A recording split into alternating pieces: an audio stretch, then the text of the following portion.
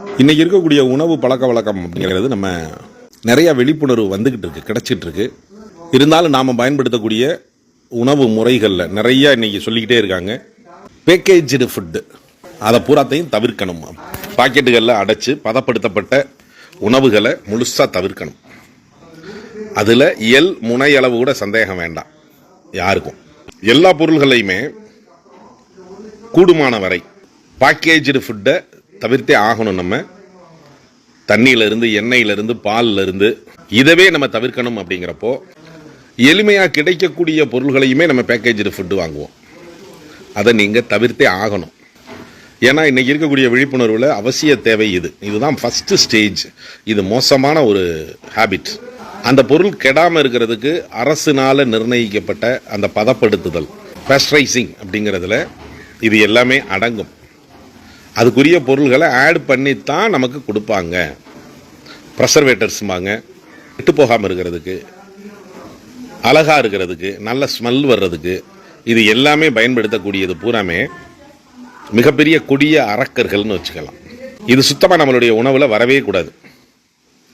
இதுக்கு அடுத்த ஸ்டேஜ், நான் என்ன பயன்படுத்தலாமா, சோத்துக்கத்தால ரொம்ப நல்லது தானே, இயற்கையாக வரக்கூடிய இந்த பொருள் எனக்கு நல்லது தானே அப்படின்னு காமனாக யூடியூப்பில் வர்றதை பார்த்துட்டு, இப்போ எனக்கு தெரிஞ்ச ஒரு நபர் ஒரு யூடியூப்பில் நமக்கு நிறையா பார்த்துருப்போம், டெய்லி ஒரு ஸ்பூன் நெய் எடுத்து சாப்பிடுங்க அப்படின்னு சொல்லி, நெய் நல்லது தான், சொல்ல வர விஷயத்தை முழுமையாக கவனிச்சிங்கன்னா தெரியும்.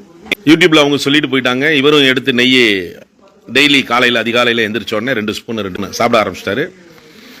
உடம்பு எடை குறைஞ்சிருந்தது, உடம்பு எடை கூற ஆரம்பிச்சிருச்சு. சந்தோஷம், இவருக்கு ஹாப்பி. திரும்ப சாப்பிட ஆரம்பிக்கிறாரு. ஒரு 2-3 வாரம் தாண்டினதுக்கப்புறம் எப்போ உடம்பு வெயிட்டெல்லாம் கூடி 2 மாதம் சாப்பிட்டு அதுக்கப்புறம் 2 வாரம் சாப்பிட்டதுக்கப்புறம் லைட்டாக செஸ்ட்டில் பெயின், இடது பக்கம் நெஞ்சில் வலி, விடாமல் வலி பரவ ஆரம்பிக்குது, கூட ஆரம்பிக்குது. ரைட்டு, இது ஹார்ட் ப்ராப்ளம்னு தெரிஞ்சுக்கிறாங்க. உடனடியாக போய் ஹாஸ்பிட்டலில் பார்க்குறாங்க. அதுக்குரிய ஃபஸ்ட் எய்ட் இன்ஜெக்ஷன் பண்ணுறாங்க. பிளாக்கேஜஸ் என்னது அப்படின்னு பார்த்தா கொலஸ்ட்ரால்ஸ், ட்ரைகிளிசரைட்ஸும் இந்த எல்டிஎல் அப்படிங்கக்கூடிய கொலஸ்ட்ரால் கெட்ட கொழுப்பும் கூடுதலாகி அவருக்கு அங்கே பிளாக்கை ஏற்படுத்த ஆரம்பிச்சிருச்சு.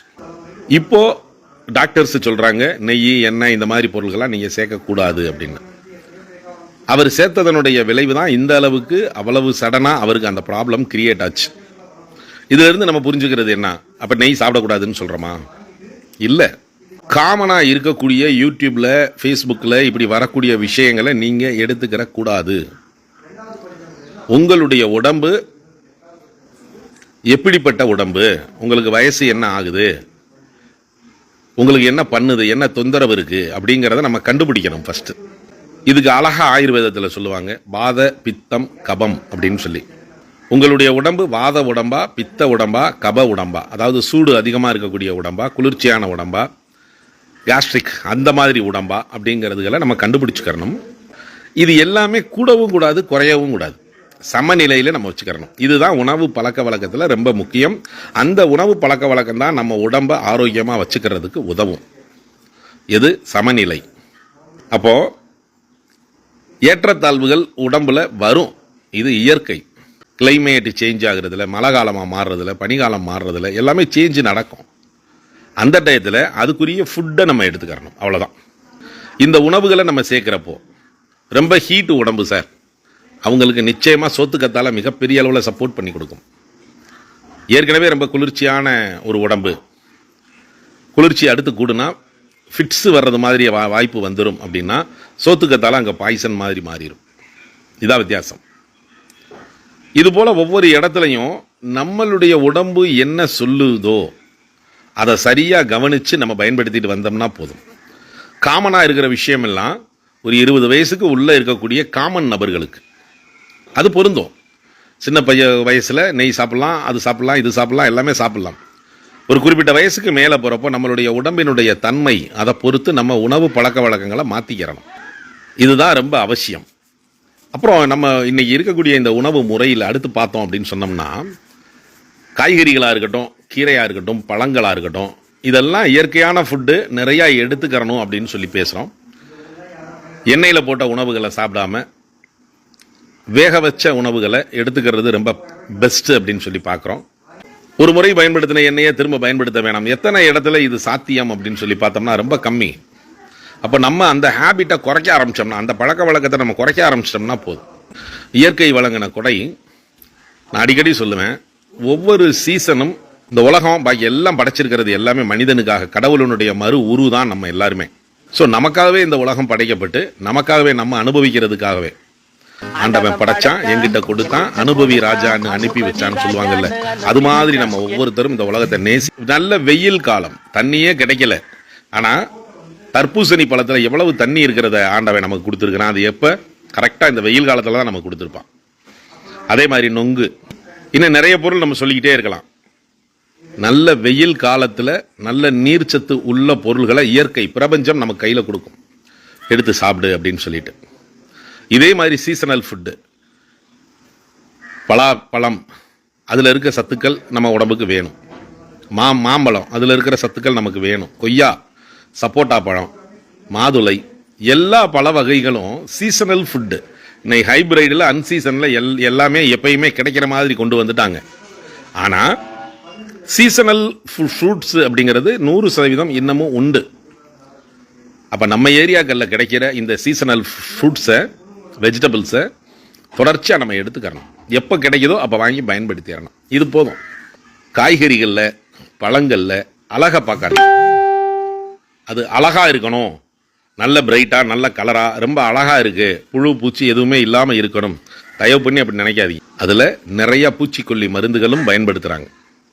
கத்திரிக்காய் அப்படின்னு சொன்னால் இயற்கை ஆண்டவனுடைய படைப்பு அப்படின்னா அதில் புழு அதுவாக உற்பத்தி ஆகிறது தான். ஸோ அந்த ஏரியா கட் பண்ணி போட்டுட்டு தான் நம்ம பயன்படுத்தணும்.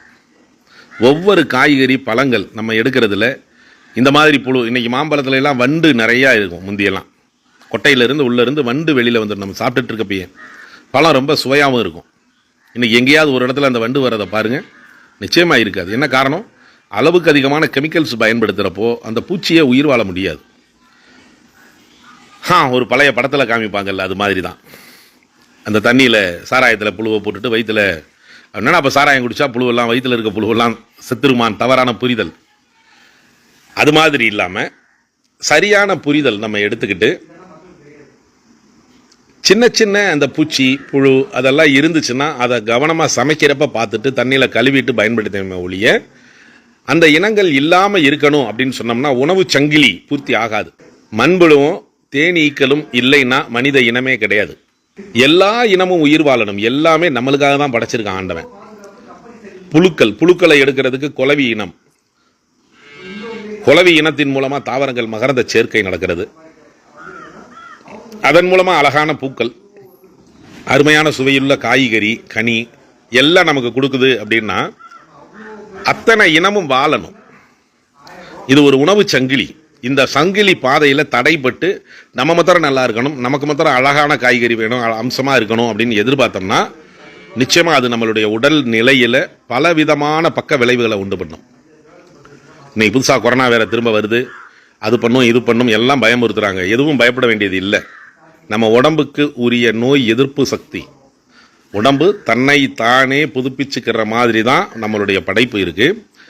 தன்னை தானே புதுப்பிக்கிற அளவுக்கு அதுக்கு தேவைப்படக்கூடிய உணவு முறைகளை நம்ம கொடுத்துக்கிட்டே இருக்கணும். ஒருவேளை காய்கறி நம்மளுடைய வாழ்வியல் முறை இதில் சரியான சாப்பாடு, சரி விகித உணவு எடுத்துக்கிற முடியலைன்னா, எப்பயுமே ஜப்பானில் இருக்கக்கூடிய நபர்கள் பயன்படுத்துகிற மாதிரி உணவு முறையை பின்பற்றணும். எப்பையும் கால் வயிறு உணவு, கால் வயிறு தண்ணீர், அரை வயிறு இடைவெளியாக தான் இருக்கணும், எம்டியாக தான் இருக்கணும் காற்று. எப்போ யார் சாப்பிட சொன்னாலும் கொஞ்சம் சாப்பிட முடிகிற அளவுக்கு பசியோடவே இருக்கணும். யார் அப்படி இருக்கிறோம்? நிச்சயமாக கிடையவே கிடையாது. சாப்பிட்டு முடிச்சோடனே அடுத்து ஐயோ இப்போ தான் சாப்பிட்டேன், எதுவுமே தொட முடியாது அப்படிங்கிற அளவுக்கு சாப்பிட்டு முடிச்சிடறோம். அப்படி இருக்கக்கூடாது. உணவு பழக்க வழக்கத்தில் எப்பயுமே பசித்து இருக்கணும், பசி இருந்துக்கிட்டே இருக்கணும் லேசாக. இது எல்லாமே நம்மளுடைய ஆரோக்கியமான உடம்பை, சரிவிகிதமான உடம்பை, சமநிலையான உடம்பை பராமரிக்கிறதுக்கு மிகப்பெரிய அளவில் உதவும். இதெல்லாம் போக நம்மளுடைய சிந்தனை எதங்க கொண்டு வந்தோம், என்ன கொண்டு போக போகிறோம்? எதுவுமே கிடையாது. இருக்கிற இந்த நிமிஷத்தை அனுபவிச்சு இப்படிப்பட்ட அனுபவத்தை கொடுத்த இறைவனுக்கு நன்றி சொல்லி ரொம்ப ஹாப்பியாக வாழ்க்கையில் ஒவ்வொரு நாளும் கடந்து போய் யாருக்கெல்லாம் நம்மளால் ஹெல்ப் பண்ண முடியும், அப்படி ஹெல்ப் பண்ணுறப்ப கிடைக்கிற ஒரு சந்தோஷம், அதை என்ஜாய் பண்ணி அனுபவிச்சோம்னா போதும், அருமையான வாழ்க்கை வாழலாம். எல்லாருக்கும் கொடுத்து வச்சிருக்கிற ஆண்டவன் நிச்சயமாக அனுபவிப்போம்.